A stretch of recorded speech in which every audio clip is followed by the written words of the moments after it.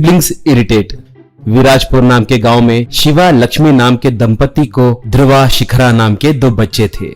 वो दोनों पढ़ाई में अव्वल थे मगर हर दम शरारत करते रहते थे। ऊपर से एक दूसरे से मारपीट करते रहते थे। एक सो गए तो दूसरा चुपचाप आकर कानों में पुंगी बजाते हुए दूसरे को डरा कर उठाते रहता था। उतना ही नहीं, कभी कभार एक बाथरूम में जाता तो दूसरा लाइट बंद करके उन्हें परेशान करते रहता था।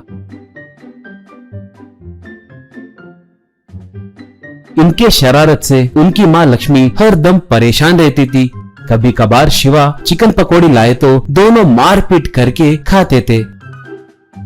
एक बार शिवा घर आकर देखा तो बाहर से बाथरूम के दरवाजे की खटखटाने की आवाज सुनाई दी। ये सुनकर शिवा घबराते हुए जाकर दरवाजा खोला तो उसमें से शिखरा बाहर आई। शिखरा रोते हुए शिवा से, देखो पिताजी, भैया ने मुझे बाथरूम में बंद कर दिया। आए दिन वो मुझे ऐसे ही सताते रहता है पिताजी। भैया को खूब मारो पिताजी, प्लीज पिताजी, बोली। इतने में ध्रुवा वहाँ पर आकर, पिताजी बहन झूठ बोल रही है। मैंने सुबह दरवाजा बंद किया था मगर बहन ने कल रात ही मुझे बाथरूम में बंद कर दी थी। बहुत देर तक नहीं निकाली। मैं बहुत रोया तो माँ आकर दरवाजा खोली पिताजी। उतना ही नहीं पिताजी, बड़ा हूँ ये देखे बिना मुझे मेरे दोस्तों के सामने खूब मारती रहती है पिताजी। परसों मेरे सारे पेंसिल्स ले जाकर उसके दोस्तों को मुफ्त में दे दी। कहा शिवा तब, अगर तुम दोनों ऐसे ही शिकायत करने लगे तो अब से मैं तुम्हारे लिए खिलौने नहीं लाऊंगा,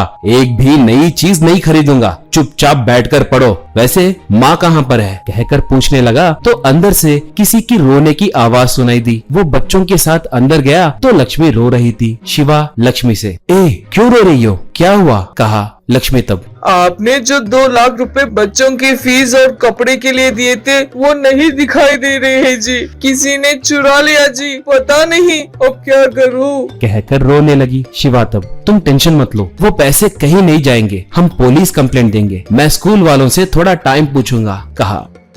बाद में लक्ष्मी और शिवा दोनों पुलिस स्टेशन जाकर कंप्लेंट दिए। ऐसा ही उनसे चोर को पकड़ेंगे कहकर बोले। ऐसे 1 हफ्ता होने के बाद भी पुलिस वाले चोरों को पकड़ नहीं पाए।